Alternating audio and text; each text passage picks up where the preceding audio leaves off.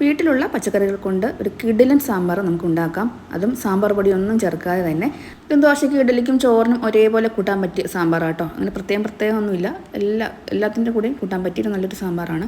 അപ്പോൾ അതിന് വേണ്ടി കുറച്ച് വെജിറ്റബിൾസ് എടുത്ത് വെച്ചിട്ടുണ്ട്. എൻ്റെ കയ്യിലുള്ള ഇത്രയും വെജിറ്റബിൾസാണ് ഞാൻ എടുത്തേക്കുന്നത്. അതൊന്ന് കട്ട് ചെയ്തിട്ട് ഞാൻ കുക്കറിലേക്ക് മാറ്റുവാണ്. എന്നിട്ട് ഒരു 1/2 ടീസ്പൂൺ മഞ്ഞൾപ്പൊടി, പിന്നെ ഒരു 2 ടേബിൾ സ്പൂൺ അളവിൽ മല്ലിപ്പൊടിയും, പിന്നെ 1 ടേബിൾ സ്പൂൺ അളവിൽ മുളക് പൊടിയാണ് ചേർത്തേക്കുന്നത്. പിന്നെ ആവശ്യത്തിനുള്ള ഉപ്പും, പിന്നെ ഒരു ചെറിയ കഷ്ണം കായം, അത് പൊടിയല്ല കായമായിട്ട് ചേർക്കുവാണേ. പിന്നെ ഒരു 1/2 കപ്പ് അളവിൽ തുവരപ്പരിപ്പ് കഴുകി അതും കൂടെ ചേർക്കുന്നുണ്ട്. പിന്നെ ഇതിലേക്ക് ഒരു നെല്ലിക്ക വലുപ്പമൊന്നുമില്ല, ചെറിയൊരു കഷ്ണം പുളി പിഴിഞ്ഞ് അതും കൂടെ ചേർക്കുന്നുണ്ട്. എനിക്ക് ഒരുപാട് പുളി ഇഷ്ടമല്ല കേട്ടോ സാമ്പാറിന്. പിന്നെ ഇതിലേക്ക് വേവാൻ ആവശ്യമായിട്ടുള്ള വെള്ളം കൂടെ ചേർത്ത് കൊടുക്കാം. അപ്പം കഷ്ണങ്ങളൊന്നും മുങ്ങി നിൽക്കുന്ന പരുവത്തിൽ വേണം വെള്ളം ചേർത്ത് കൊടുക്കാൻ. അപ്പോൾ ഒരുപാട് വെള്ളമായാൽ പ്രഷർ വരുമ്പോൾ ഇതെല്ലാം ചാറെല്ലാം ചീറ്റി വെളിയിൽ പോവും.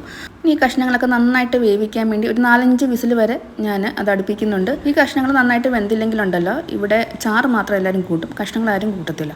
അപ്പോൾ നന്നായിട്ട് അടിച്ച് ഞാൻ വേവിക്കുന്നുണ്ട്. അതായത് നന്നായി കലങ്ങി പോകുന്ന രീതിയിൽ ഞാൻ വേവിച്ചെടുത്തിട്ടുണ്ട്. ഇനി ഇതൊന്ന് താളിച്ചൊഴിക്കാൻ വേണ്ടി ചട്ടിയിലേക്ക് നമുക്ക് വെളിച്ചെണ്ണ ഒഴിച്ച് കൊടുക്കാം. വെളിച്ചെണ്ണ ഒന്ന് ചൂടായിട്ട് വരുമ്പോഴത്തേക്ക് ഇതിലേക്ക് 1 ടീസ്പൂൺ കടുക് ഇട്ട് കൊടുക്കാം.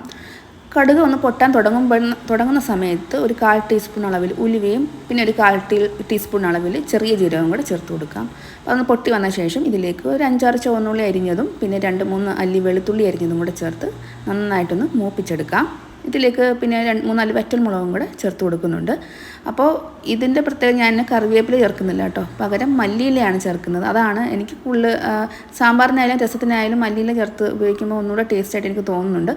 അപ്പം താളിച്ചെല്ലാം ഒഴിച്ചതിന് ശേഷം ഇതിലേക്ക് ഒരു കൈപ്പിടി അളവിൽ മല്ലിയിലയും കൂടെ ചേർക്കുന്നുണ്ട്. മല്ലിയിലയും കൂടെ ചേർത്ത് കഴിയുമ്പോൾ ഉണ്ടല്ലോ നല്ലൊരു സ്മെല്ലാണ് വരുന്നത്. സത്യം പറഞ്ഞാൽ സാമ്പാർ മാത്രം കോരി കുടിക്കാൻ തോന്നും, അത്രയ്ക്ക് നല്ലൊരു സ്മെല്ലാട്ടോ വരുന്നത്. നമ്മൾ ഇതിനകത്ത് സാമ്പാർ പൊടി ഒന്നും ചേർക്കുന്നില്ല, പക്ഷേ ആ കട്ടക്കായം ചേർക്കാൻ നോക്കുക കേട്ടോ. അതിനാണ് കൂടുതൽ സ്മെല്ലും നല്ല ടേസ്റ്റും കിട്ടുന്നത്.